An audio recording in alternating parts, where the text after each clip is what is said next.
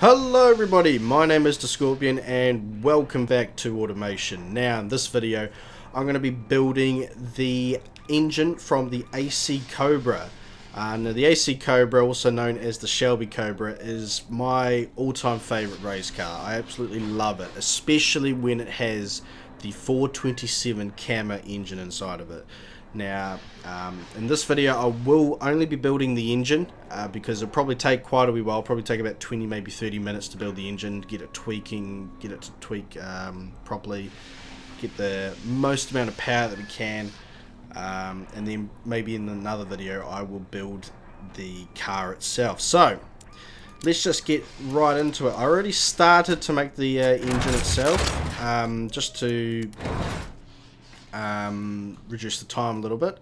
So here it is here. The bore and the stroke, I've converted them into metric units. So originally this would be about 107.44 millimeters, but obviously we can't be too accurate in this game. Same with the stroke. The stroke will be 96.02. But I digress. So I am building this in the 2016 era. I'm kind of making this like a rebuild of the engine in modern times, so modern machining and that. So it is actually single overhead cam. I did build this engine and I actually uploaded the video to YouTube with overhead valves, because honestly that's what I thought this engine had, was overhead valves, but nope, it's overhead cams, or single overhead cams I should say, single overhead cams. And yep, that's pretty much what it's got right there. Now the thing is though, the Cama engine actually had gears linking up to a central hub, which was driven by the crankshaft, which powered the valves, but can't go that far into details in this game.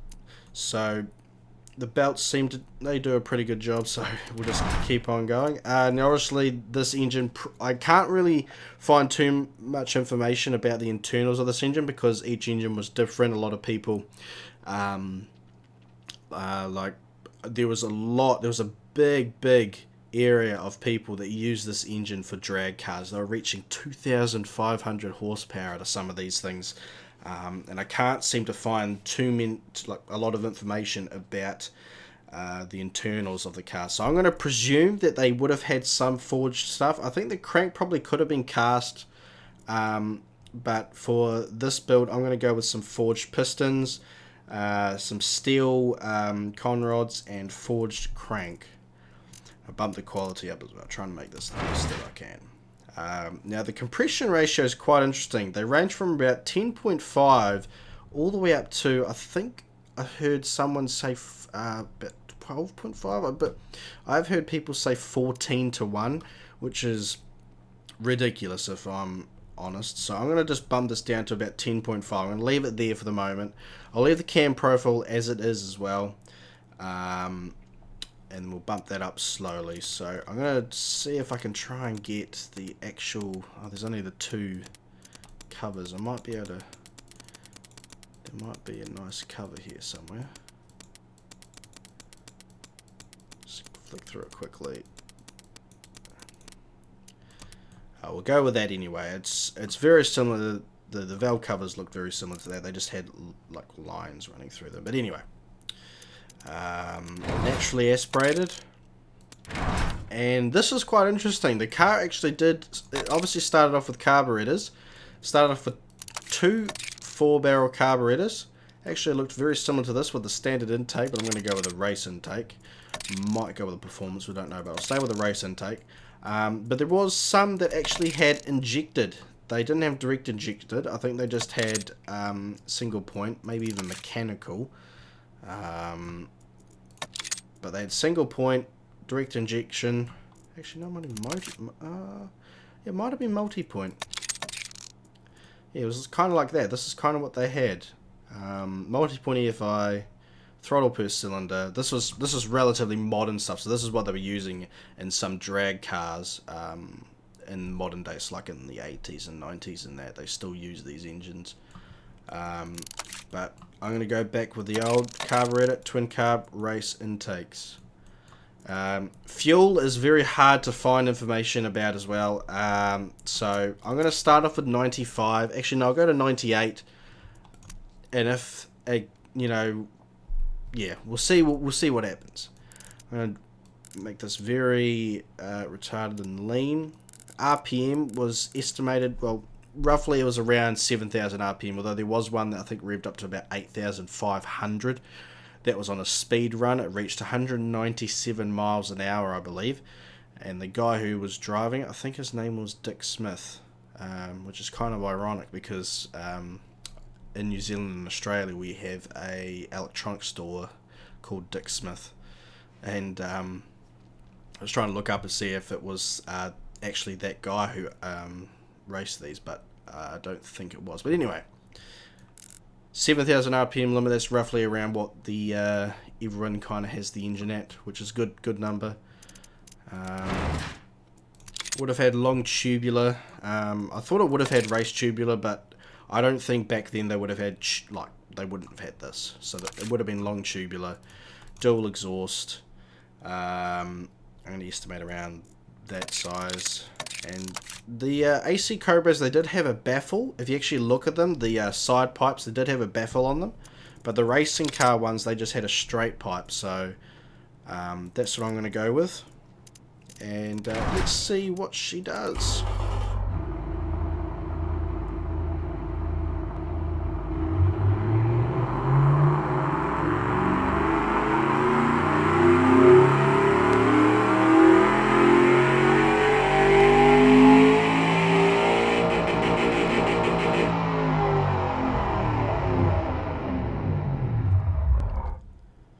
Okay, so that's actually not bad numbers that we're starting off with.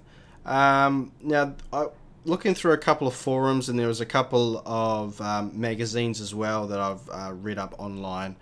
There was an engine that a guy did build with the twin carbs, 427 cammer. He did actually bore it, I think, a little bit bigger, because originally this engine, even though it's a 427 cammer, it's in reality, it's actually a 425 cubic inch engine. The reason why they call it the 427 is because that was the biggest size that you could have for NASCAR racing back then. And so they just kept it and kept calling it the 427 cammer. So that power, yeah, it's not bad. Originally this engine made about 420 horsepower, and I think it's around 500 or 600 newton meters of torque. I can't exactly remember. But this guy that I'm trying to beat, he had about 659 horsepower, I believe, at 7,000 RPM, and about 720 newton meters of torque. And that's what I'm going to try and beat, or at least get on par with what he's got there. So let's start off with the fuel and ignition time. I'm going to bump this up. Oh, I'm running a little bit rich there, so we'll bump this up now. So we're already surpassed what this engine... Well, this is actually roughly what it kind of made during the races, around this number here. About 600 newton meters and about 420 to 450 horsepower. So, but we're going to keep going. As far as we can go before it starts dropping off. Stay about there. We'll stay at 77, and we can't run any more than that. So let's change the cam profile. Here we go. Now we're getting somewhere. There we go. So I've already bet. We've bet the that guy's record. So it's about, yeah, he ran at about 720 newton meters, and we're already getting more horsepower than him. He got about 659. We're getting 671 here. So as you can see, our torque, our horsepower is going up, but our torque isn't really liking it that much. So I'm looking at the performance index as well. This is a very good number. You got to keep an eye on this, because it actually does tell you if your engine's doing good or not. So if I drop it all the way down, you can see that the number does go down. So that there was about our limit right there. So let's see what happens when we bump this bad boy up. There we go. So now we're getting some nice numbers there. So we'll stay there, and we'll see what we can do with the fuel mixture. So we can't really move the fuel mixture hardly. So let's see how well we can go. I want to try and reach 700 horsepower. So running a little bit, we're knocking a little bit. Can we pump that up?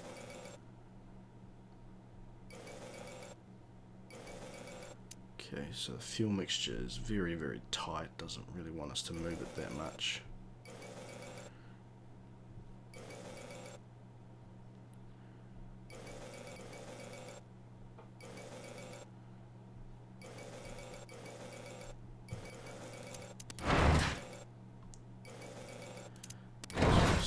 Can we try and get that relatively nice? No, I don't think we can, so...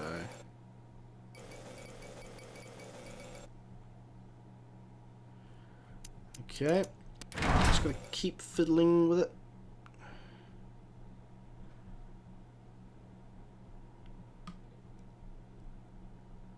$700 horsepower, whoa, there we go. Okay, so the torque's not bad, performance index... It's a little bit unhappy, just a little bit.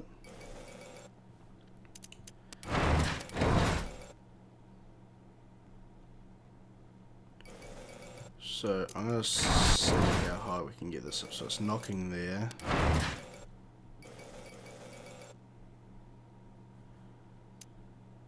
That might be the limit. I'll just quickly check the exhaust and see what that does. Doesn't really like it. Actually, I more or less hit that right on the money right there.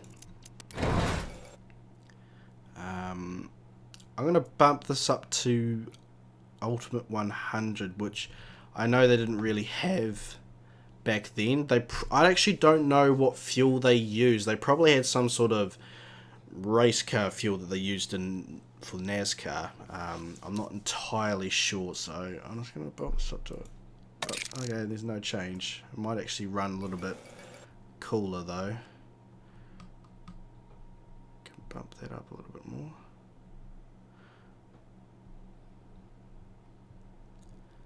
Keep bumping it up. Okay, so now our performance index doesn't like it. So about there for ignition timing. I don't see us really doing a whole lot more now.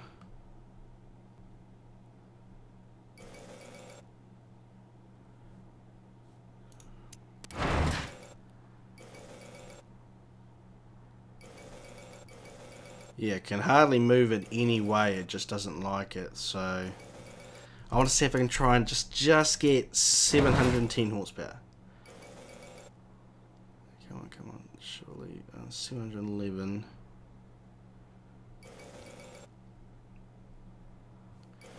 Let's see if I can.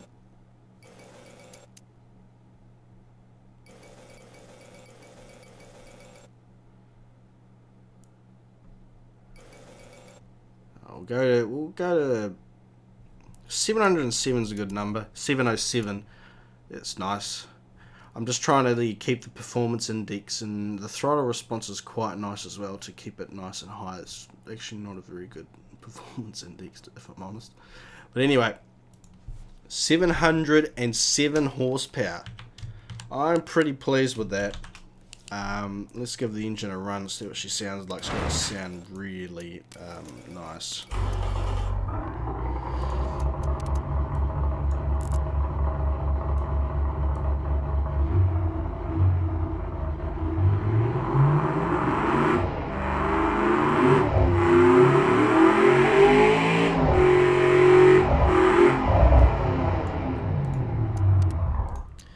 Very nice. Okay, I'll let it do its dyno cycle, and then I'll probably finish up the video.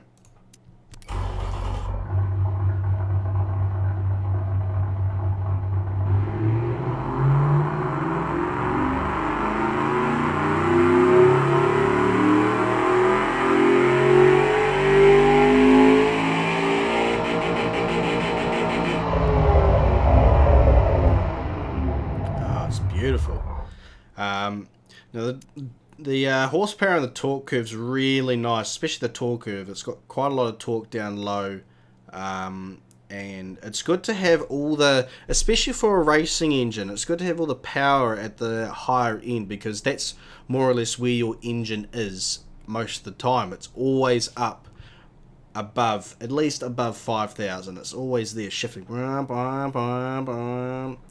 I mean, back then they probably only had 4 speed, so well, they had 4 speed. I think occasionally 5 speed on the rare occasion. I don't think a lot of American cars actually had that. So it probably would have been, you know, around 4,000, 4,500 where the shift point was. So yeah, first bump, and then second, and then third and fourth. So that's good. I'm very pleased with that. So hopefully in the next video I'll be actually building a car for this. Now the other 427 that I made, it actually had DCOE carburetors, which do make more power and they are lighter. And I think there probably is the occasional 427 out there which does have that, but they're very, very big. They're really, really tall, and I don't think I would be able to find an AC Cobra body and it would fit inside of it. I don't think so. We'll see what happens though. I might change a few things, who knows, I might even go with injected. I highly doubt it though, because I'm trying to keep this to the original with the dual carbs. There's even some with just a single carb. I digress. So yes, thank you guys very much for watching, and I'll see you in the next video.